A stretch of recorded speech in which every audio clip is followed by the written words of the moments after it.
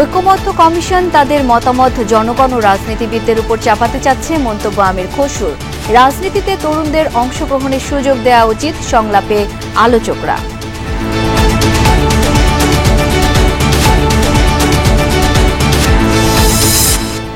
গণভোট নির্বাচনের আগে হওয়া উচিত, লন্ডনে বললেন জামায়াত আমির। অন্তর্বর্তী সরকারের কর্মকাণ্ডে একটি দলের প্রতি পক্ষপাতদুষ্ট, মন্তব্য তাহেরের। তরুণদের রাজনৈতিক দলগুলোর জোট গঠনের সিদ্ধান্ত হয়নি এখনো, তফসিল ঘোষণার পরই পরিষ্কার হবে ভবিষ্যৎ। কিভাবে সামনের নির্বাচনে আমরা একত্রিত থেকে সামনের নির্বাচনকে আমরা ফেস করতে পারি, সে আলোচনাগুলো আমাদের মধ্যে রয়েছে। না, এখনো আমরা ওই ধরনের কোনো চূড়ান্ত সিদ্ধান্তে পৌঁছাই না, এখন তো একমতই হই না আমরা। প্রাথমিকভাবে আমরা আলোচনা শুরু করেছি, আমরা আলাপ আলোচনা চালিয়ে যাচ্ছি। এক্ষেত্রে যদি সম্ভব হয়, প্রগতিশীল দল, মধ্য বামপন্থী, মধ্যপন্থী অনেকগুলো দল এখানে কাজ করছে। নিষেধাজ্ঞা উঠে গেলেও পর্যটক উপস্থিতি নেই সেন্ট মার্টিনে, শুধু দিনে ভ্রমণের অনুমতি দেয়ায় আগ্রহ নেই ভ্রমণ পিপাসুদের। ডেঙ্গু সংক্রমণের ভয়ঙ্কর মাস গেল অক্টোবর, ৮০ জনের মৃত্যু, হাসপাতালে ভর্তি ২২,০০০। ডিসেম্বর পর্যন্ত প্রকোপের সংখ্যা কীটতত্ত্ববিদদের। আমাদের এলাকায় ঘরে ঘরে ডেঙ্গু, কারণ কোনো ওষুধপাতি দেয় না। বলতাছি বারবার, এই যে আমরা লোক নাই গা, আপনারা আসতেছেন না কেন স্যালাইন দেওয়ার জন্য? স্যালাইন দেবো, আমরা লোক নাই গা। ১৫ বছর যেমন ডেঙ্গু পরিস্থিতি নভেম্বরে বেশ কমে আসতে শুরু করে, কিন্তু এবছর তা হবে না। এবছরে নভেম্বর তো থাকবেই, ডেঙ্গু ডিসেম্বরেও ডেঙ্গুর প্রকোপ বেশ ভালো আকারে থাকবে।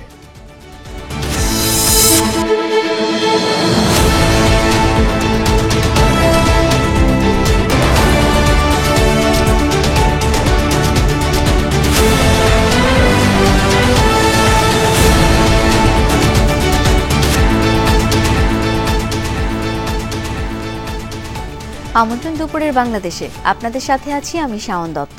এতক্ষণ শিরোনাম দেখছিলেন।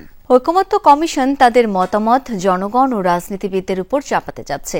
মতামতের জন্য কমিশন গঠন করা হয়নি, একথা বলেছেন বিএনপির স্থায়ী কমিটির সদস্য আমির খসরু মাহমুদ চৌধুরী। দুপুরে রাজশাহী জেলা পরিষদ অডিটোরিয়ামে বিভাগীয় ব্যবসায়ী সম্মেলনে তিনি একথা বলেন। আমির খসরু বলেন, ঐকমত্য কমিশন তাদের সিদ্ধান্ত চাপিয়ে দেওয়ার মাধ্যমে নির্বাচন পেছাতে যাচ্ছে। তিনি জানান, বিএনপি ক্ষমতায় গেলে 18 মাসে 1 কোটি চাকরির ব্যবস্থা করবে। মেগা প্রজেক্টের পরিবর্তে জনগণের অংশগ্রহণের মাধ্যমে নিশ্চিত করা হবে উন্নয়ন। আমির খসরুর দাবি, আগে যারা রাজনৈতিক পৃষ্ঠপোষকতা পেয়েছে তারাই ব্যবসা করেছে, তবে লুটপাট করেছে বেশি। ঐকমত্য কমিশনের তো মতামতের জন্য তাদেরকে সেখানে রাখা হয় না, তাদেরকে রাখা হচ্ছে জাতীয় ঐক্যমত করার জন্য। এখন তাদেরও আবার একটা মতামত আছে, আবার ওইটা আপনাকে মানতে হবে। আমার অনুরোধ, ঐকমত্য কমিশনের যারা আছেন, যারা আপনাদের কথা, আপনাদের দাবি রাজনীতিবিদদের উপর চাপাতে চান, জনগণের উপর চাপাতে চান, তাদের প্রতি আমার অনুরোধ, আপনারা যে কাজ করতে আগে ওই জায়গায় ফিরে যান। রাজনীতিবিদদের উচিত আগামীর রাজনীতিতে তরুণদের অংশগ্রহণের সুযোগ করে দেয়া। তরুণরা এলে দেশের অবস্থা পরিবর্তন হবে বলে মনে করেন বিভিন্ন দলের নেতারা। সকালে রাজধানীতে সেন্টার ফর গভর্নেন্স স্টাডিজের এক সংলাপে কথা বলেন তারা। তরুণদের নিয়ে আয়োজিত এই সংলাপে বক্তাদের মতে, রাজনীতিতে তরুণদের আগ্রহ কম, তবে অর্থনৈতিক ও চারিত্রিক অসততা থাকলে রাজনীতিতে আসা উচিত নয় বলেও মন্তব্য করেন তারা। সব ধরনের বৈষম্য দূর করার উপরও গুরুত্ব দিয়ে এই নেতারা বলেন, অনিয়মের বিরুদ্ধে লড়াই শেষ হয়নি, এই লড়াইয়ে তরুণদের এগিয়ে আসার আহ্বান জানান তারা। সংলাপে উঠে আসে জুলাই সনদ, গণভোট, নির্বাচন সহ রাজনীতির নানা ইস্যু। ওরে আমার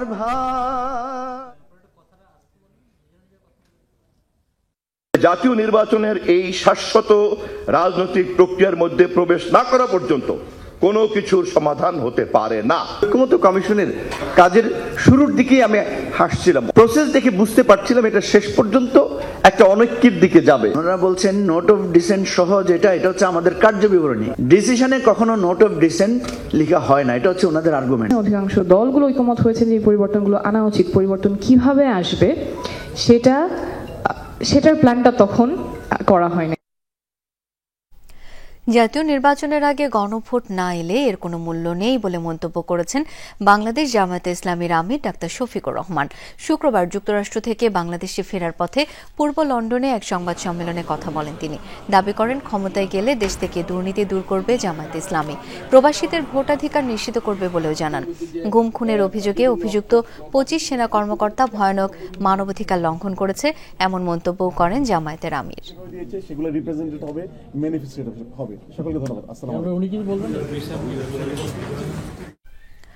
অন্তর্বর্তী সরকারের কর্মকাণ্ড অতীতেও একটি বিশেষ দলের প্রতি আনুগত্যের বহিঃপ্রকাশ ঘটিয়েছে।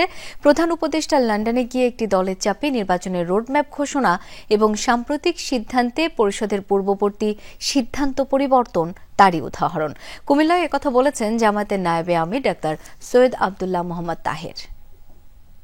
এই সরকারের বিভিন্ন কর্মকাণ্ড অতীতেও একটি বিশেষ দলের প্রতি আনুগত্যের বহিঃপ্রকাশ ঘটেছিল।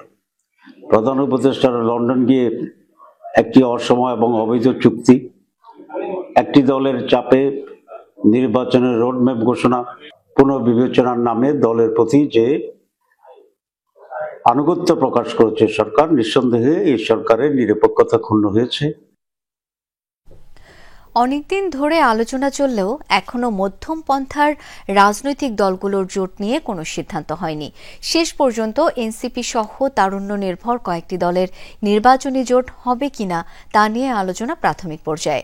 এমন দলগুলোর মধ্যে জুলাই সনদ বাস্তবায়ন প্রক্রিয়া নিয়েও রয়েছে বিভক্তি। নেতারা বলছেন, আগামী দিনের বাংলাদেশের রাজনীতিতে নতুন বন্দোবস্ত চান তারা। বিস্তারিত জানাচ্ছেন লামিয়া তিথি। কখনোই বিভাজিত করা যাবে না। গত 28 ফেব্রুয়ারি জুলাই আন্দোলনের নেতৃত্বাধীন তরুণদের রাজনৈতিক দল জাতীয় নাগরিক পার্টি এনসিপির আত্মপ্রকাশ ঘটে। এরপর থেকেই বিভিন্ন সময়ে বিভিন্ন দলের সাথে জোট গঠনের কথাও শোনা যায় জোরালোভাবে। একটি নতুন রাজনৈতিক বন্দোবস্তের আকাঙ্ক্ষা থেকে এই অভ্যুত্থানে সাড়া দিয়েছিল। রাজনীতির মাঠে বেশ কিছুদিন ধরেই গুঞ্জন রয়েছে মধ্যম পন্থার রাজনৈতিক দলগুলোর জোটবদ্ধ হওয়া নিয়ে। এনসিপি, এবি পার্টি, গণ অধিকার পরিষদের সঙ্গে আলোচনায় থাকা 9টি দলের মধ্যে বাম ও প্রগতিশীল ঘরানার 6টি দলের রাজনৈতিক প্ল্যাটফর্ম গণতন্ত্র মঞ্চও রয়েছে। তবে কতটা সত্যতা রয়েছে এই তথ্যে? মধ্যমপন্থার রাজনৈতিক দলগুলোর সাথে কথা বলে জানা গেল, জোটবদ্ধ হওয়া নিয়ে আলোচনা হয়েছে বেশ কয়েকবার, তবে এখনো কোনো সিদ্ধান্তে পৌঁছায়নি। কিভাবে সামনের নির্বাচনে আমরা একত্রিত থেকে সামনের নির্বাচনকে আমরা ফেস করতে পারি, সে আলোচনাগুলো আমাদের মধ্যে রয়েছে, কিন্তু এখনো পর্যন্ত আসলে ফিক্সড কোনো সিদ্ধান্তে আমরা পৌঁছাতে পেরেছি বিষয়টা এখন পর্যন্ত সেই জায়গা পর্যন্ত পৌঁছাতে পারিনি। না, এখনো আমরা ওই ধরনের কোনো চূড়ান্ত সিদ্ধান্তে পৌঁছাই না। এখন তো একমতই হই না আমরা, প্রাথমিকভাবে আমরা আলোচনা শুরু করেছি। আলোচনা এখনো চলমান আছে, কোনো সিদ্ধান্তে আমরা এখনো পৌঁছাতে পারিনি। আমরা আলাপ আলোচনা চালিয়ে যাচ্ছি। এক্ষেত্রে যদি সম্ভব হয়, প্রগতিশীল দল, মধ্যপন্থী অনেকগুলো দল এখানে কাজ করছে। রাজনৈতিক দলগুলোর নেতারা জানান, আগামী দিনে রাজনীতিতে নতুন বন্দোবস্ত আনতে চান তারা। ভোটের মাঠে মধ্যম পন্থার রাজনৈতিক দলগুলো নতুন মেরুকরণ করতে চাইলেও নানামুখী শঙ্কাও আছে। তবে তফসিল ঘোষণার পরপরই চূড়ান্ত হবে এই নির্বাচনী জোটের ভবিষ্যৎ। জোটের বিষয়টাতে এনসিপি এখনো পর্যন্ত সবার জন্যই ওপেন রয়েছে।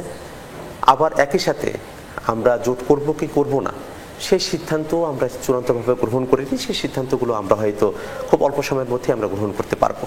নেতৃত্বের প্রশ্নটা তো আমরা আমাদের গণতন্ত্র মঞ্চে যেভাবে কাজ করি, কোনো একক দল কোনো নেতৃত্ব দেয় না। তো এটা আসলে ওই ধরনের কোনো একটা নির্দিষ্ট দলীয় নেতৃত্ব আমরা আর অনেকগুলো দল কাজ করবে এইরকম কোনো জোটের জায়গা আমরা এখন ভাবিনি। ফলে বিএনপির যেই রাজনৈতিক চিন্তা, জামাতের যে রাজনৈতিক চিন্তা, আওয়ামী লীগের যে রাজনৈতিক চিন্তা, জাতীয় পার্টির রাজনৈতিক চিন্তার বাইরে এসে নতুন রাজনৈতিক দলগুলোকে নিয়ে একটা জোট, একটা অ্যালায়েন্স, একটা নতুন রাজনৈতিক ধারণা তৈরির জন্য আমরা চেষ্টা করছি। বিএনপি জামায়াতের রাজনৈতিক চিন্তার বাইরে যেতে চান এই দলগুলোর নেতারা, কিন্তু শেষ পর্যন্ত পুরনো এই দল দুটির আসন সমঝোতার সম্ভাবনাও আছে মধ্যমপন্থী এইসব দলের সাথে। শিশু বলে তাদেরকে যেন তুচ্ছ তাচ্ছিল্য না করে, অহংকার বলে অন্য দলকে যেন তুচ্ছ তাচ্ছিল্য না করে। আমাদের সকলকে ঐক্যবদ্ধ থাকা প্রয়োজন। লামিয়া তিথি, যমুনা নিউজ, ঢাকা। গণভোট নিয়ে বিএনপি জামায়াতের মতভেদে কোনো জটিল পরিস্থিতি তৈরি হবে না। কেউ জটিলতা সৃষ্টির চেষ্টা করলে জনবিচ্ছিন্ন হয়ে যাবে। সংসদ নির্বাচন ও গণভোট একই দিনে হবে, এমন মন্তব্য করেছেন গণফোরামের ভারপ্রাপ্ত সভাপতি সুব্রত চৌধুরী। সকালে ডিবেট ফর ডেমোক্রেসি আয়োজিত জুলাই সনদ বাস্তবায়ন শীর্ষক ছায়া সংসদে তিনি একথা বলেন। জুলাই সনদে এনসিপি স্বাক্ষর না করার সমালোচনা করেন তিনি। বলেন, 5 আগস্টের পর যে ঐক্য সৃষ্টি হয়েছিল তা নষ্ট হয়েছে। সুষ্ঠু নির্বাচনের জন্য দর কষাকষি না করে দলগুলোকে ধৈর্য ধারণের আহ্বান জানান। ডিবেট ফর ডেমোক্রেসি চেয়ারম্যান বলেন, সনদ নিয়ে ঐক্যের পরিবর্তে ত্রিমুখী রাজনৈতিক লড়াই চলছে। এর সুযোগে দেশি বিদেশি অপশক্তি নির্বাচন ভণ্ডুলের চেষ্টা চালাবে।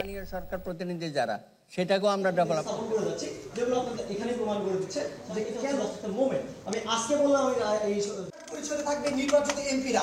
নির্বাচিত এমপি বাস্তবায়নের প্রথম ধাপে যখন গণভোট নিয়ে কথা হচ্ছে, রাজনৈতিক সদিচ্ছার অভাবের কারণে প্রত্যেকবার আইনি কাঠামো 96 এর কথা, 96 এর যেই সরকার তত্ত্বাবধায়ক বাস্তবায়ন করবে কারা? আমাদের আদালত, আমাদের মানবাধিকার কমিশন। আন্দোলনকে নিয়ে ঐক্যের যে বন্ধন করেছে, সেখানে যে ফাটল ধরছে, যে বিভক্তি, প্রধানমন্ত্রী যে বক্তব্য আছে এখান থেকে পুরোপুরি অস্পষ্ট। স্থানীয় সরকার প্রতিনিধি যারা, সেটাকেও আমরা ডেভেলপ। জুলাই সনদ যদি ব্যর্থ হয়, তাহলে আমাদের জুলাই আন্দোলন ব্যর্থ হবে। আপনারা ফেব্রুয়ারির নির্বাচনকে ভণ্ডুল করবার জন্য যদি কোনো রাজনৈতিক দল এই ধরনের কোনো অপশক্তির কাছে মাথা নত করেন, তাহলে কিন্তু এই বাংলাদেশের যে জুলাই আন্দোলন, জুলাই বিপ্লব কিন্তু বিক্রি হয়ে যাবে। লেজিসলেটর, এক্সিকিউটিভ এবং জুডিশিয়ারি, এই তিনটা প্রতিষ্ঠানকে যদি আমরা শক্তিশালী করতে না পারি, কেউ কারো প্রতি যদি চোখ রাঙানি বন্ধ না করেন, তাহলে যতই আমরা জুলাই সনদ নিই না কেন, আগামী দিনে এটাও মুখ থুবড়ে পড়বে।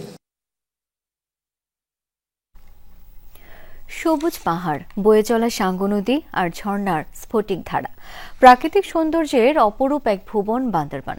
দীর্ঘদিন পর পর্যটকদের জন্য খুলে দেওয়া হয়েছে থানচি তিন্দুর রুট। এতে আবারও সরগরম হয়ে উঠেছে পাহাড়ি জনপদ। ভ্রমণ পিপাসুদের জন্য রেমাক্রি ও নাফাকুম পুরোপুরি উন্মুক্ত করার দাবি পর্যটক ও স্থানীয়দের।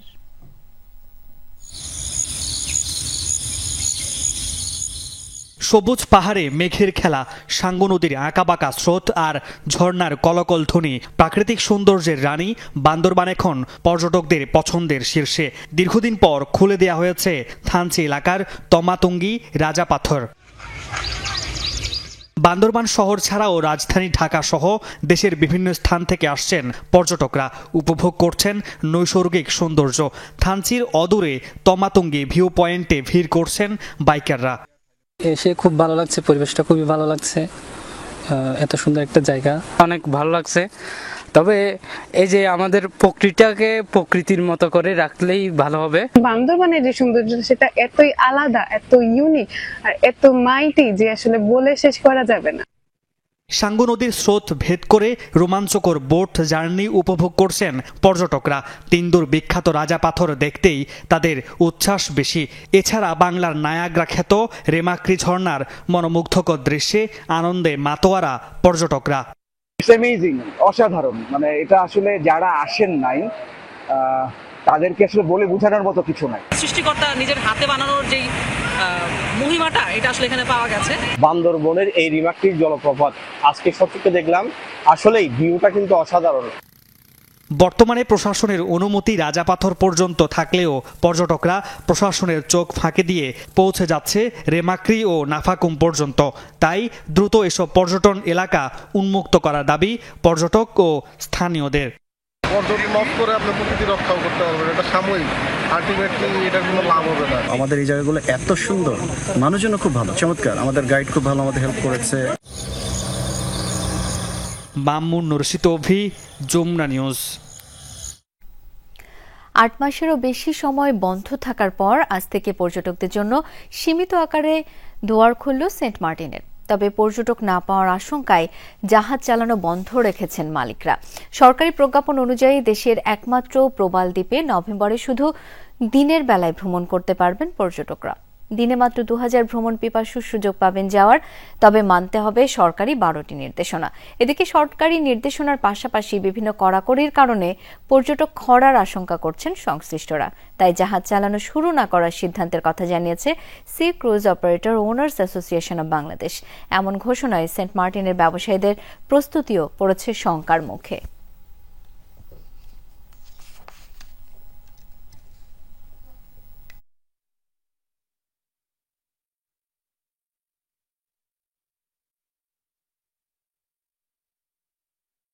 দর্শক, এই মুহূর্তে সেন্ট মার্টিনে রয়েছেন সহকর্মী আব্দুল্লাহ তুহিন। যাব তার কাছে। তুহিন, এখন কি অবস্থা দ্বীপের?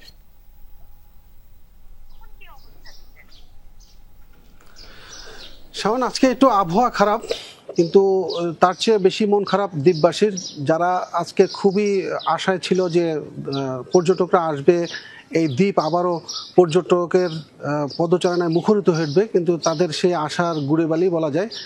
তারা গতকাল থেকে আশঙ্কা করছিল যে এখানে আসার কোনো সম্ভাবনা নেই, কারণ যে ব্যবস্থাপনা থাকার কথা তার কিছুই ব্যবস্থা করেনি। এমনকি পর্যটকরা আসলে যে বিধিনিষেধ সরকারের পক্ষ থেকে দেওয়া হয়েছে, সেই শর্ত অনুযায়ী রাতে অবস্থান করতে না পারার কারণে তারা খুব একটা বুকিং দেয়নি।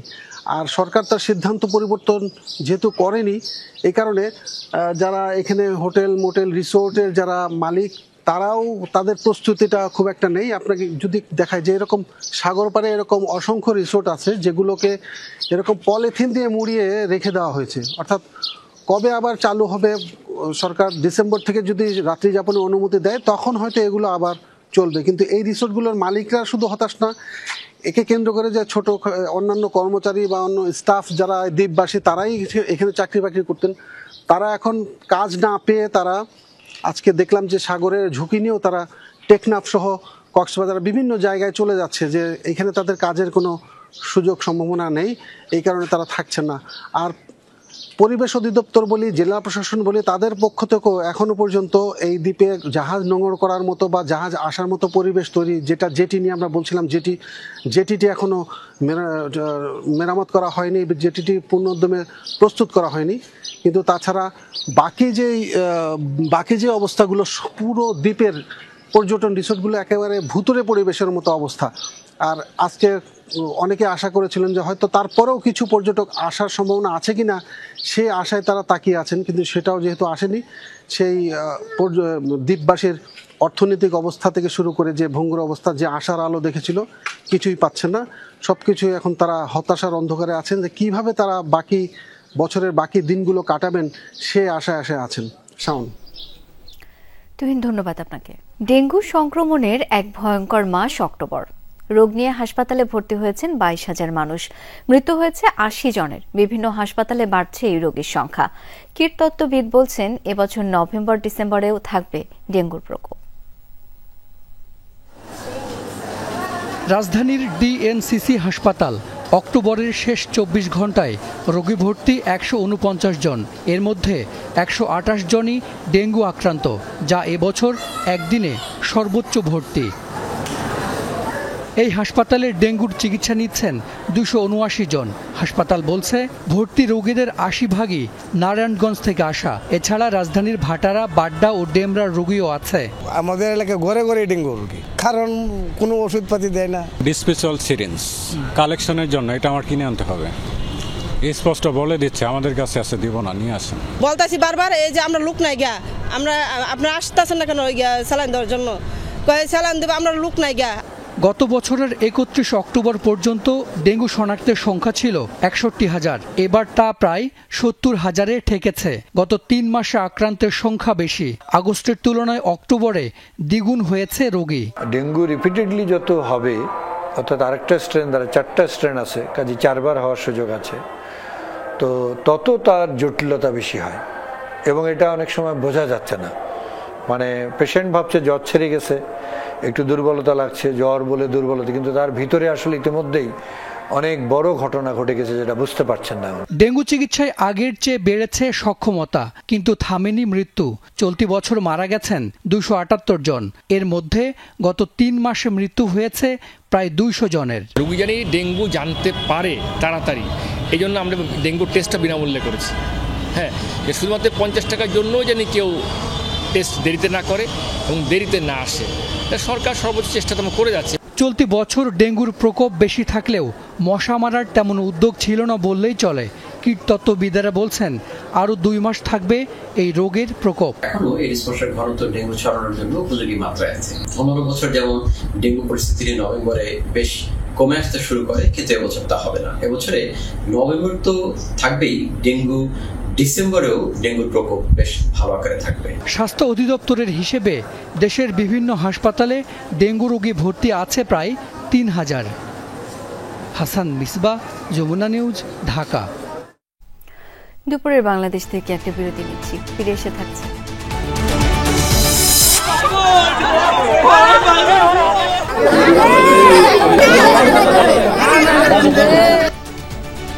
জামালপুরে ঝিনাই নদীতে নৌকা ডুবে নিখোঁজ ভাই বোন সহ 4 শিশুর মৃত্যু, আরও একজনের সন্ধানে চলছে অভিযান। জামালপুরের মাদারগঞ্জে ডিঙি নৌকা ডুবে নিখোঁজ হওয়া আরও এক শিশুর মরদেহ উদ্ধার হয়েছে। এ নিয়ে 4 জনের মরদেহ উদ্ধার করল ফায়ার সার্ভিস। সকালে উপজেলার ভাটিয়ারচর আনারবাড়ি ঘাট এলাকা থেকে উদ্ধার হয় কুলসুমের মরদেহ। এখনও নিখোঁজ রয়েছে আরেক শিশু বৈশাখী।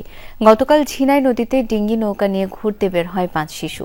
পরে হঠাৎই উল্টে গিয়ে ডুবে যায় নৌকাটি। এ সময় শিশু ও নদী তীরবর্তীদের আর্তচিৎকারে স্থানীয়রা গিয়ে খোঁজাখুঁজি শুরু করে। খবর পেয়ে ফায়ার সার্ভিসের কর্মীরা ঘটনাস্থলে গিয়ে উদ্ধার করে আবু হাসান, সাইবা ও পলির মরদেহ। আমরা এলাকাবাসী পরিবার কোনো দেখা যায় তাকান গেতেছে না, 5টা পোলাপান পানিতে পড়ে আছে। বলি বাবা বুড়াই আঙ্গর বাপ মায়ের তো দুনিয়ার তো শেষ হয়ে গেল, আর তো জীবনে পাবো না। সোনার ঘর বাড়ি সবই ভেয়ে থাকবো, আর তো পোলাপান পাবো না, যারা কান্দা কান্দে মরবো। চট্টগ্রাম বন্দরের নিউমোরিং টার্মিনাল সহ বিভিন্ন স্থাপনা বিদেশিদের কাছে ইজারা দেওয়ার প্রতিবাদে গণ অনশন কর্মসূচি পালন করছে শ্রমিক কর্মচারী ঐক্য পরিষদ। সকালে নগরের প্রেস ক্লাবের সামনে শুরু হয় এই কর্মসূচি। বক্তারা বলেন, চট্টগ্রাম বন্দর দেশের অর্থনীতির প্রধান প্রবেশদ্বার ও কৌশলগত স্থাপনা। এই বন্দরকে বিদেশিদের হাতে তুলে দিলে জাতীয় নিরাপত্তা, অর্থনীতি ও সার্বভৌমত্ব হুমকির মুখে পড়বে। অনশনরতরা বলেন, নিউমোরিং কন্টেইনার টার্মিনাল বছরে 1000 কোটি টাকার রাজস্ব দেয়, সেটি বিদেশিদের হাতে তুলে দেয়া আত্মঘাতী সিদ্ধান্ত। এছাড়া দুবাই ভিত্তিক ডিপি ওয়ার্ল্ডের সঙ্গে সরকারের ইজারা চুক্তি গোপন রাখা হয়েছে বলেও দাবি করেন তারা। বলেন, এমন কর্মকাণ্ড স্বচ্ছতা ও জনগণের জানার অধিকার লঙ্ঘন করছে। সিদ্ধান্ত থেকে সরকার সরে না এলে বন্দর অচল সহ কঠোর আন্দোলনের হুঁশিয়ারিও দেন তারা। অনুমোদিত টাঙ্গুয়া এক্সপ্রেস ট্রেন চালু সহ 8 দফা দাবিতে রাজধানীর মগবাজার রেলগেটে অবস্থান ও অবরোধ করেছে ঢাকাস্থ বৃহত্তর সিলেটবাসী। শনিবার সকালে তারা এই কর্মসূচি পালন করেন। এ সময় ঢাকা থেকে ছাড়া সিলেটের জয়ন্তিকা এক্সপ্রেস ট্রেন থামানোর চেষ্টা করেন তারা। পরে ট্রেনটি না থামায় রেল লাইন অবরোধ করেন তারা। এতে অগ্নিবীণা এক্সপ্রেস ট্রেন আটকে যায়। পরে পুলিশ তাদের রেল লাইন থেকে সরিয়ে দিলে ট্রেন চলাচল স্বাভাবিক হয়। এ সময় পুলিশের সঙ্গে ধস্তাধস্তির ঘটনা ঘটে সেখানে। আন্দোলনকারীরা অবিলম্বে নতুন ট্রেন চালু সহ 8 দফা দাবি বাস্তবায়ন না হলে রেল ভবন ও যমুনা ঘেরাও কর্মসূচির হুঁশিয়ারি দেন। নির্মাণের পর 7 বছরেও চিকিৎসা সেবা শুরু হয়নি গোপালগঞ্জ ট্রমা সেন্টারে। 12 কোটি টাকা ব্যয়ে নির্মিত এই ভবনে এখন শুধু দেয়া হয় জ্বর, সর্দি, কাশির চিকিৎসা। বিশেষজ্ঞ চিকিৎসকের পদ থাকলেও সেখানে নেই কোনো চিকিৎসক। দুর্ঘটনায় আহত রোগীদের বাধ্য হয়ে যেতে হচ্ছে ঢাকা অথবা খুলনা মেডিকেল কলেজ হাসপাতালে। নাম ট্রমা সেন্টার। দুর্ঘটনায় আহতদের জরুরি চিকিৎসার আধুনিক হাসপাতাল, কিন্তু এখানে ট্রমা নয়, চিকিৎসা দেয়া হচ্ছে সর্দি কাশির রোগীদের। সড়ক দুর্ঘটনায় আহতদের জরুরি চিকিৎসা সেবা দেওয়ার লক্ষ্যে গোপালগঞ্জের ঘোনাপাড়া এলাকায় ঢাকা খুলনা মহাসড়কের পাশে 12 কোটি টাকা ব্যয়ে ট্রমা সেন্টারটি নির্মাণ হয়। 2020 সালে ভবনটি স্বাস্থ্য বিভাগের কাছে হস্তান্তর করা হলেও এখনও সেখানে শুরু হয়নি ট্রমার চিকিৎসা। বিশেষজ্ঞ চিকিৎসকের পদ থাকলেও সেখানে নেই কোনো চিকিৎসক। 2 জন নার্স আর 1 জন সাব অ্যাসিস্ট্যান্ট কমিউনিটি অফিসারকে দিয়েই ট্রমা সেন্টার চলছে কমিউনিটি ক্লিনিকের মডেলে। তাই সড়ক দুর্ঘটনায় আহত রোগীদের ছুটতে হয় ঢাকা অথবা খুলনা মেডিকেল কলেজ হাসপাতালে। এখন আমাদের একজন ডাক্তারও নেই, 2 জন সিস্টার আছে, 2 জন মেডিকেল অ্যাসিস্ট্যান্ট আছে। আর মূলত পঙ্গুর যে ট্রিটমেন্ট এই জায়গা হয় না। অ্যাক্সিডেন্ট হলে বলে কি খুলনা নিয়ে যান, সদর হসপিটাল নিয়ে যান। আমার শত শত লোক মারা যাচ্ছে, বলতে যে ঢাকা নিয়ে যান, খুলনা নিয়ে যান। ট্রমা সেন্টার চালু হলি আপনার ভাঙ্গা হাত পা ভেঙে গেলি মানুষ আসবে সারার জন্যই। অযত্ন অবহেলায় জরাজীর্ণ হয়ে পড়েছে নির্মিত ভবনের বিভিন্ন অংশ। নষ্ট হচ্ছে মূল্যবান যন্ত্রপাতি আর আসবাব।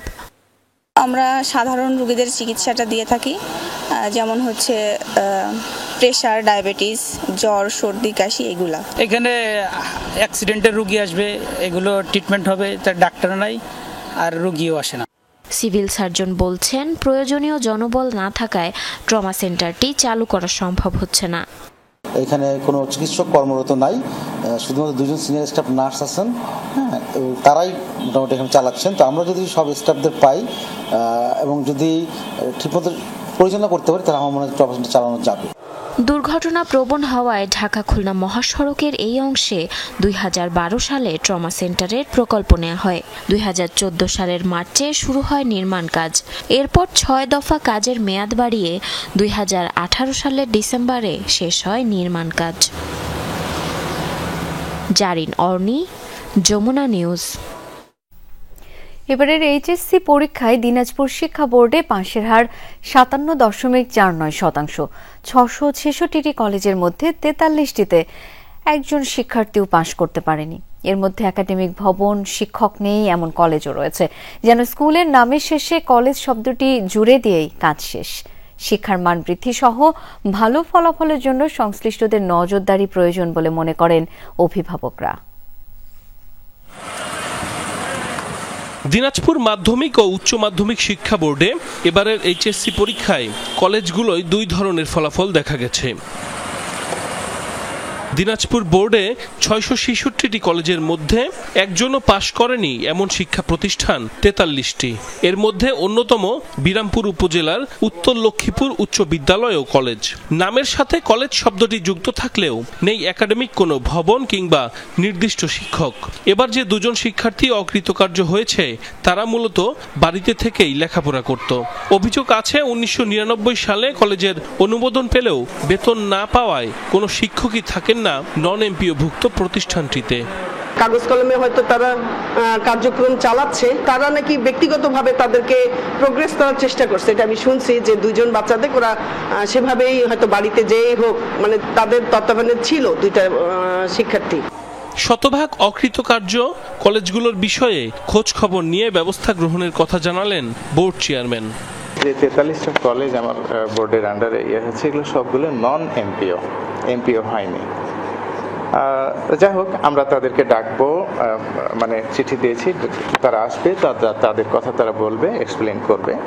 এদিকে জেলার চিরিরবন্দর উপজেলার city residential model school and কলেজে সাফল্যের গল্প।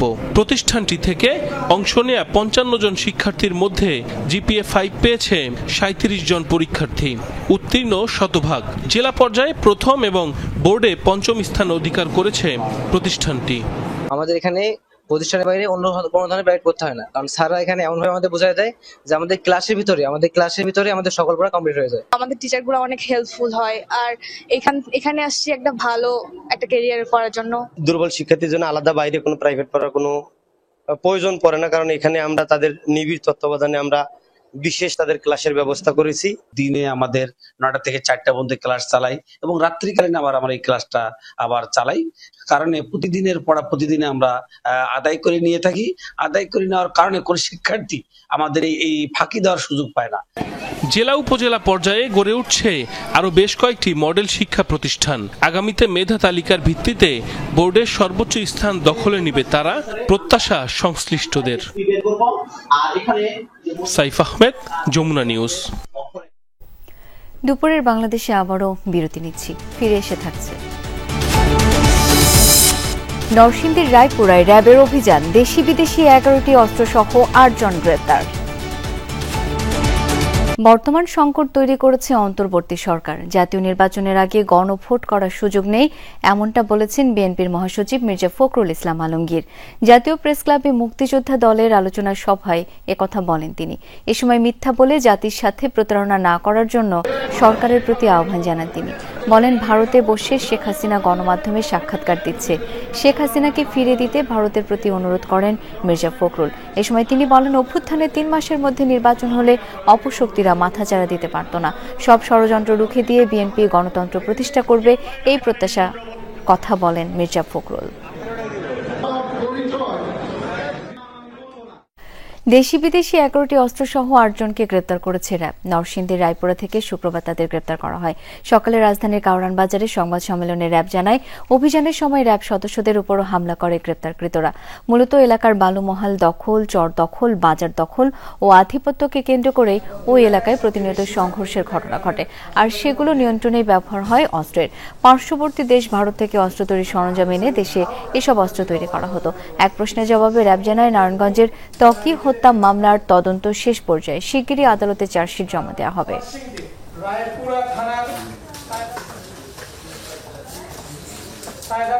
এবং বালুচর এই দুটো এলাকায় 8 জনকে আমরা গ্রেপ্তার করতে সক্ষম হই এবং তারা, আমরা যখন অভিযান পরিচালনা করি তখন তারা আমাদের উপরেও হামলা করার চেষ্টা করেছে। ককটেল এবং কিছু শর্টগানের গুলি পর্যন্ত তারা দূর থেকে করেছে। যে অপরাধ করে থাকে সে কোন পলিটিক্যাল দলের, এটা দেখার বিষয় আমাদের না। ফরিদপুরে এক নারীকে পিস্তল ঠেকিয়ে কানের দুল ছিনতাইয়ের ঘটনায় 2 জনকে গ্রেপ্তার করেছে র্যাব। সকালে স্থানীয় ক্যাম্পে প্রেস ব্রিফিংয়ে এই তথ্য জানান র্যাব 10-এর অধিনায়ক এডিশনাল ডিআইজি মোহাম্মদ কামরুজ্জামান। জানান, গতরাতে ফরিদপুর শহর ও সালথা উপজেলা থেকে শরীফুল ইসলাম ওরফে ডন শরীফ এবং তার সহযোগী রাইহান মোল্লাকে গ্রেপ্তার করা হয়। জব্দ করা হয় প্রায় 1.5 কেজি গাঁজা, খেলনা পিস্তল, মোটরসাইকেল সহ বিভিন্ন সরঞ্জাম। ডন শরীফের বিরুদ্ধে হত্যা, ছিনতাই, মাদক সহ 10টির বেশি মামলা রয়েছে বলে জানায় র্যাব। গত 21 অক্টোবর সদর উপজেলা শহরতলির উত্তর শোভারামপুরে নিজ বাড়ির সামনে ওই নারীকে পিস্তল ঠেকিয়ে কানের দুল ছিনিয়ে নেয় গ্রেপ্তারকৃতরা। ছোটবেলা থেকেই মোটামুটি সে অপরাধ কর্মকাণ্ডের সাথে জড়িত, কাজেই তাকে গ্রেপ্তার করতে আমাদের অনেক বেগ পেতে হয়েছে। সে তার লোকেশন ঘন ঘন তার অবস্থান পরিবর্তন করেছে, কোনো অবস্থানেই কিন্তু সে বেশি সময় থাকে নাই। হলিক্রস কলেজের গৌরবময় 75 বছর শিক্ষা, মানবতা ও সেবার আদর্শ নিয়ে প্রতিষ্ঠিত প্রতিষ্ঠানটি উদযাপন করবে হীরক জয়ন্তী। সকালে কলেজ প্রাঙ্গণে হীরক জয়ন্তী উদযাপন উপলক্ষে র্যালির আয়োজন করে। 18, 19 ও 20 ডিসেম্বর 3 দিনব্যাপী হীরক জয়ন্তী পালন করবে প্রতিষ্ঠানটি। শিক্ষক শিক্ষার্থীরা বলছেন, নারী শিক্ষা ও নারী নেতৃত্ব তৈরিতে ভূমিকা রাখছে হলিক্রস কলেজ। শিক্ষায়, স্বাস্থ্যে, রাজনৈতিক মঞ্চে, স্থাপত্যে, শিল্পে, প্রশাসনে সর্বত্রই ছড়িয়ে আছে প্রতিষ্ঠানের প্রাক্তন শিক্ষার্থীরা।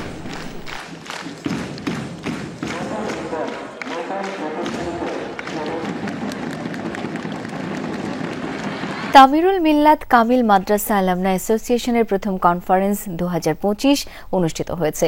দিনভর স্মৃতিচারণার আলোচনা আড্ডায় কাটছে সাবেক শিক্ষার্থীদের সময়। বাংলাদেশ চীন মৈত্রী সম্মেলন কেন্দ্রে এই কনফারেন্সে যোগ দেন কয়েক হাজার শিক্ষক শিক্ষার্থী। এমন দিনে সবাই ফিরে যান শিক্ষা জীবনের মধুর দিনগুলিতে, মিলিত হন পুরনো বন্ধু এবং শিক্ষকদের সাথে। বক্তারা বলেন, ইসলামী জীবন দর্শন, সংস্কৃতি, ঐতিহ্য, মূল্যবোধ ধারণ করেন তামিরুল মিল্লাতের শিক্ষার্থীরা। নৈতিক অবক্ষয় থেকে তরুণ সমাজকে রক্ষা করে চারিত্রিক উৎকর্ষ ও মূল্যবোধ তৈরি করেছে এই মাদ্রাসা। অতিথিরা বলেন, জুলাই বিপ্লবে মাদ্রাসার শিক্ষার্থীদের অবদান বারবার বলতে হবে। আমরা বাংলাদেশে নৈতিকতার পাশাপাশি দেশপ্রেমের সমন্বয়ের যে মানুষ, এই মাদ্রাসার ছেলেরা যাত্রাবাড়িতে যে লড়াই করেছিল ফ্যাসিস্ট হাসিনার বিরুদ্ধে, এই ইতিহাস আমাদেরকে বারে বারে বলতে হবে। আমরা যেন আমাদের এই বিজয় ধরে রাখতে পারি এবং সেই ধরে রাখার বিজয়ে ইনশাআল্লাহ তামিরুল মিল্লাত মাদ্রাসার ছেলেরা, অ্যালামনাই, তারা সবাই নেতৃত্ব দেবেন। জুলাই আন্দোলন আমাদের চোখের সামনে স্পষ্ট করে দেখিয়ে দিয়েছে যে এই দেশে তরুণদের মধ্যে ব্যাপকভাবে দ্বীনি জাগরণ ঘটেছে।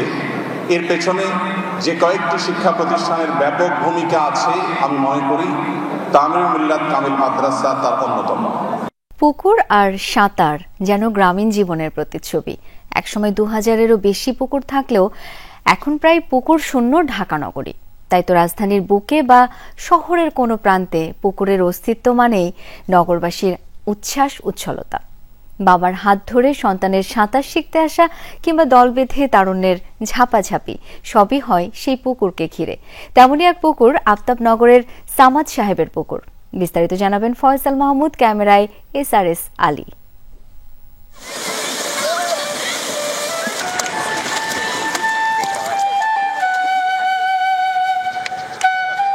মাঝ আকাশে হেমন্তের তপ্ত সূর্য, হাসপাস প্রাণ প্রকৃতির, এরই মাঝে একটু শীতলতা আর স্বস্তির খোঁজে দুরন্ত শৈশব।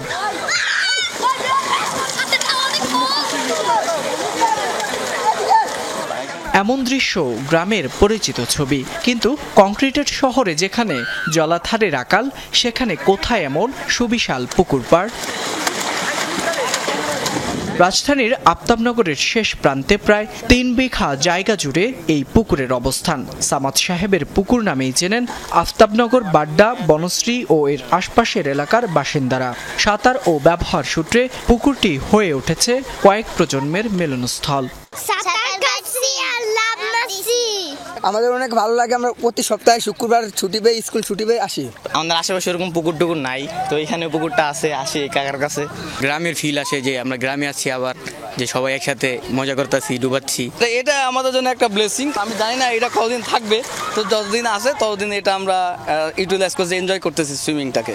এই যে বাচ্চাদের সাঁতার শেখার বাবা, আমি ওয়েট করি, আর ওরা খুব মজা করে বাচ্চাদের সাথে, পানি অনেক বাচ্চারা আসা যাওয়া করে, এখানে বাচ্চাদের সাথে খেলা হয়, নতুন এক্সপিরিয়েন্স হয়, বাচ্চাদের একটা নতুন লার্নিং হচ্ছে এখানে আসার সুবাদে। এটা একটা আমাদের জন্য বড় অপরচুনিটি। সুইমিং পুলে হয়তো যেতে সেক্ষেত্রে একটা এক্সপেন্সিভ, আবার টাইমিংয়ের ব্যাপার থাকে। পুকুরের মালিক আব্দুস সামাদ বলছেন, পৈতৃক এই জমি ভরাট করেননি তিনি। শহরের মানুষের চিত্ত বিনোদনের বন্দোবস্ত আনন্দ যোগায় তাকে। এটা আমরা পুকুর নিজেরা কাইটে রাখছি, পুকুর মাঠে কাইটে চতুর ভাঙা তার বাদে এটা রাখছি। আমার সে ভালোই লাগে, আর গোসল করে বাচ্চা করে লয়ে আসে, মুরব্বীরা সাঁতার শেখায়, এটা ভালোই তো লাগে। কয়েক দশক আগেও ঢাকায় হাজারের বেশি পুকুর ছিল। কালের পরিক্রমায় সেই সংখ্যা নেমেছে হাতে গোনা কয়েকটিতে। শহুরে জীবনের ব্যস্ততা পেরিয়ে গ্রামীণ জীবনের স্বাদ আর স্বচ্ছ শীতল পানিতে গা ভাসাতে শহুরে মানুষরা এখানেই ভিড় করেন। তাদের প্রত্যাশা, ঢাকার অন্যান্য জলাশয়ের মতো সামাদ কাকার এই পুকুরটিও যাতে ভরাট না হয়ে যায়, দখল না হয়ে যায়। ফয়সাল মাহমুদ, যমুনা নিউজ, ঢাকা। দুপুরের বাংলাদেশে সবশেষ বিরতিতে যাচ্ছি, আর ফিরে এসে যা থাকছে। হত্যা, ধর্ষণ, লুটপাটের শহরে পরিণত হয়েছে সুদানের আল-ফাশির শহর। মানবিক সহায়তা প্রবেশের পথ বন্ধ করে দিয়েছে আধা সামরিক বাহিনী। এবার মাটির নিচে পারমাণবিক অস্ত্র পরীক্ষা চালানোর ইঙ্গিত দিলেন মার্কিন প্রেসিডেন্ট ডোনাল্ড ট্রাম্প। পরমাণু ইস্যুতে মস্কো ও ওয়াশিংটন বিরোধের মধ্যেই এই ঘোষণা এলো ট্রাম্পের তরফ থেকে। হুঁশিয়ারি জানিয়ে রাশিয়াকে ইঙ্গিত করে মার্কিন প্রেসিডেন্ট বলেন, অন্যান্য দেশ পরমাণু অস্ত্রের পরীক্ষা চালাতে পারলে যুক্তরাষ্ট্র পরীক্ষা চালাবে। রাশিয়া ও যুক্তরাষ্ট্র দুই পরাশক্তির পারমাণবিক তৎপরতাকে ঘিরে বেশ কিছুদিন ধরেই উত্তেজনার পারদ চড়া আন্তর্জাতিক রাজনীতিতে। মস্কোর পারমাণবিক তৎপরতাকে রীতিমতো উস্কানি আখ্যা দিয়ে পাল্টা পদক্ষেপের ঘোষণা দেয় ওয়াশিংটন। ৩৩ বছর পর পেন্টাগনকে পুনরায় পারমাণবিক অস্ত্রের পরীক্ষা চালানোর নির্দেশ দেন প্রেসিডেন্ট ট্রাম্প। তারই ধারাবাহিকতা এবার মার্কিন প্রেসিডেন্টের ইঙ্গিত মাটির নিচে পারমাণবিক অস্ত্রের পরীক্ষা চালানোর। বৈরী দেশগুলো যখন একের পর এক পরীক্ষা চালাচ্ছে, তখন যুক্তরাষ্ট্রেরও পরমাণু পরীক্ষা চালানো উচিত বলে জানান ট্রাম্প। আপনারা এটা শিগগিরই জানতে পারবেন, তবে কোথায়, কখন, কিভাবে হবে সেটা বলবো না, কারণ অন্যান্য দেশ পরমাণু অস্ত্রের পরীক্ষা করছে। তারা যখন করছে তখন আমরাও সেটা করতে পারি। সম্প্রতি হাঙ্গেরি সীমান্তে ব্যাপক সামরিক মহড়া চালায় রাশিয়া, যেখানে উৎক্ষেপণ করা হয় পারমাণবিক হামলা চালাতে সক্ষম ক্ষেপণাস্ত্র। ওই মহড়ার রেশ না কাটতেই চলতি সপ্তাহে নতুন দুটি পারমাণবিক সমরাস্ত্রের সফল পরীক্ষা চালায় মস্কো। বুরভেস্টনিক ক্রুজ মিসাইলের পাশাপাশি আলোচিত সুপার টর্পেডো পজেডনের পরীক্ষাও চালায় রুশ বাহিনী। মীর মুশফিকা হাসান, যমুনা নিউজ। বাংলাদেশ সহ সম্প্রতি দক্ষিণ এশিয়ার দেশগুলোয় সরকার পতন মূলত দুর্বল শাসন ব্যবস্থার ফল। দিল্লিতে সুশাসন বিষয়ক এক সেমিনারে এমন মন্তব্য করেছেন ভারতের জাতীয় নিরাপত্তা উপদেষ্টা অজিত দোভাল। সরকার যখন দুর্বল আর বিভ্রান্ত হয়, তখন সে সরকার বেশি দিন টিকে থাকতে পারে না। সম্প্রতি বাংলাদেশ, শ্রীলঙ্কা, নেপাল সহ কয়েকটি দেশে অসাংবিধানিক উপায়ে সরকার পরিবর্তনের ঘটনা ঘটেছে। তা মূলত দুর্বল শাসন ব্যবস্থারই ফল। রাজতন্ত্র, অলিগার্কি, অভিজাততন্ত্র কিংবা গণতন্ত্র, এসবের উত্থান পতন নির্ভর করে সুশাসনের উপর। হত্যা, ধর্ষণ আর লুটপাটের শহরে পরিণত হয়েছে সুদানের আল-ফাশির। দারফুর অঞ্চলের শহরটি জুড়ে অব্যাহত আছে আরএসএফ এর নারকীয় তাণ্ডব। শহরটিতে মানবিক সহায়তা প্রবেশের সকল পথ বন্ধ করে দিয়েছে আধা সামরিক বাহিনীর সদস্যরা। প্যারামিলিটারি বাহিনী দখল নেয়ার পর এরই মাঝে নতুন করে আল-ফাশি শহর ও এর আশপাশের এলাকা ছেড়েছে অন্তত ৬২,০০০ বাসিন্দা। কেবল দারফুর নয়, উত্তর কর্দোফানেও চলছে ভয়াবহ মানবিক বিপর্যয়। প্রাণ ভিক্ষা চেয়ে করুণ মিনতি, তবুও শেষ রক্ষা হয়নি। এভাবে গুলি করে হত্যা করা হয় আল-ফাশিরের এই বাসিন্দাকে। দারফুরের এই শহরটি জুড়ে চলছে নারকীয় তাণ্ডব। পথে ঘাটে ছড়িয়ে ছিটিয়ে আছে মানুষের লাশ। আধা সামরিক বাহিনী আরএসএফ আল-ফাশির ঘাঁটি দখলের পর থেকেই অঞ্চলটিতে শুরু হয়েছে ইতিহাসের বর্বরতম হত্যাযজ্ঞ। পশুর মতো হিংস্র হয়ে উঠেছে বাহিনীটির সদস্যরা। হত্যা, লুটপাট, ধর্ষণ, বাদ নেই কোনো নৃশংসতা। জাতিসংঘ জানিয়েছে অঞ্চলটিতে মানবিক সহায়তা প্রবেশের সকল পথ বন্ধ করে দিয়েছে আরএসএফ। তার উপর বেসামরিক নাগরিকদের উপর চালাচ্ছে পাশবিক নির্যাতন। নিরাপত্তার খোঁজে তাই উত্তর দারফুরের তাওইলা ও অন্যান্য শহরে পালাচ্ছে মানুষ। এরই মধ্যে আল-ফাশির শহর ও এর আশেপাশের এলাকা ছেড়েছে ৬০,০০০-এর বেশি বাসিন্দা। উত্তর দারফুরের পরিস্থিতি এখনো ভয়াবহ। বেসামরিকদের উপর হামলা চলছেই। আল-ফাশিরে মানবিক সাহায্যের প্রবেশ বন্ধ এবং নিরাপত্তা খুঁজতে চাওয়া মানুষ তাওইলা ও অন্যান্য শহরের দিকে পালাচ্ছে। নিরাপত্তার অভাবে পথে চলাচলও সীমিত রয়েছে। রাজধানী আল-ওবেইদের উত্তরে অবস্থিত উত্তর কর্দোফানেও উদ্বেগজনক মানবিক পরিস্থিতি। জাতিসংঘের অভিবাসন বিষয়ক সংস্থা IOM এর হিসাব অনুযায়ী শুধু এই সপ্তাহে অঙ্গরাজ্যটির বারা শহর থেকে স্থানান্তরিত হয়েছে প্রায় ৩৬,০০০ মানুষ। সেখানে ৫ রেড ক্রিসেন্ট স্বেচ্ছাসেবককে ফাঁসিতে ঝোলানোর অভিযোগও উঠেছে প্যারামিলিটারি বাহিনীটির বিরুদ্ধে।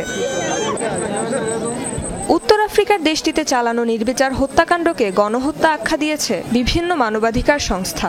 দারফুর ও উত্তর কর্দোফানে বেসামরিকদের সুরক্ষা ও মানবিক সাহায্যের অবাধ প্রবেশ নিশ্চিতের জোর দাবি জানিয়েছে তারা। তুলেছে যুদ্ধাপরাধের তদন্ত এবং দায়ীদের বিচারের দাবি। রেজবানা সায়মা, যমুনা নিউজ। ইসরায়েলের ফেরত দেয়া আরও ৩০ ফিলিস্তিনির মরদেহের একটিও অক্ষত অবস্থায় পাওয়া যায়নি। পুরো শরীরে নির্যাতনের গভীর ক্ষতচিহ্ন। দীর্ঘদিন পড়ে থাকায় অনেক মরদেহ এমনভাবে গলে বিকৃত হয়ে গেছে যে মানুষ হিসেবে চেনাই যেন দুষ্কর। গাড়ি থেকে নামানো হচ্ছে একের পর এক মরদেহ। খান ইউনিসের নাসের হাসপাতালের বারান্দায় ঢালাওভাবে রাখা হচ্ছে এসব দেহাবশেষ। 2 জিম্মির দেহাবশেষের বিনিময়ে শুক্রবার 30 ফিলিস্তিনের মৃতদেহ হস্তান্তর করেছে ইসরায়েলি কর্তৃপক্ষ। তবে অক্ষত অবস্থায় আসেনি ফেরত দেওয়া একটি মরদেহ। শরীরে নারকীয় নির্যাতনের চিহ্ন, পচে গলে যাওয়া অঙ্গ দেখে মানুষ বলে চেনাই দেয়। এমনকি দেহ বহনকারী ব্যাগগুলোতেও লেগে আছে ছোপ ছোপ রক্ত। বহুদিন ধরে ফেলে রাখায় গলে বিকৃত হয়ে গেছে মৃতদেহগুলো। জিএনএ কিটের অভাবে শনাক্ত করা যাচ্ছে না হতভাগা এসব ফিলিস্তিনিদের পরিচয়। থেমে থেমে গাজায় অভিযান অব্যাহত রাখলেও যুদ্ধবিরতি চুক্তির শর্ত মেনে মরদেহ হস্তান্তর করছে ইসরায়েল ও হামাস দুপক্ষই। তবে মরদেহ আদান প্রদানের মধ্য দিয়ে যুদ্ধবিরতির চুক্তি অগ্রসর হলেও বিচ্ছিন্ন হামলায় আতঙ্কে দিন কাটছে সাধারণ ফিলিস্তিনিদের। ভয়ে আতঙ্কে দিন কাটছে। যখন তখন হামলা হতে পারে। দীর্ঘ 2 বছর ধরে ঘরবাড়ি হারিয়ে দৌড়ে বেড়াচ্ছি আমরা। আবারও যুদ্ধ শুরু হলে কোথায় যাব জানি না। সারা রাত ভয়ে ঘুমাতে পারি না। পুরো পৃথিবী আমাদের দুর্দশা দেখেছে ঠিকই, কিন্তু আমাদের বাঁচাতে কেউই এগিয়ে আসছে না। পরিস্থিতি খুবই জটিল। যুদ্ধ এখনো চলছে। এই যুদ্ধ থামার সব আশা হারিয়ে ফেলেছি আমরা। খাবার, পানি, টাকা পয়সা থেকে শুরু করে প্রতিদিনের ন্যূনতম চাহিদাও পূরণ করতে অপারগ আমরা। এমন অবস্থায় বেঁচে থাকাই অসম্ভব। মানুষজন হার মেনে বসে আছে। এর আগে গাজা কর্তৃপক্ষের কাছে আরও 195 ফিলিস্তিনি বন্দীর মরদেহ হস্তান্তর করেছে ইসরায়েল। কিন্তু মৃত এসব ফিলিস্তিনিদের নাম পরিচয় সম্পর্কে বিস্তারিত জানায়নি Tel Aviv. Sabrina Nusrat, Jamuna news. এই ছিল দুপুরের বাংলাদেশে। এতক্ষণ যারা সাথে ছিলেন সবাইকে অসংখ্য ধন্যবাদ।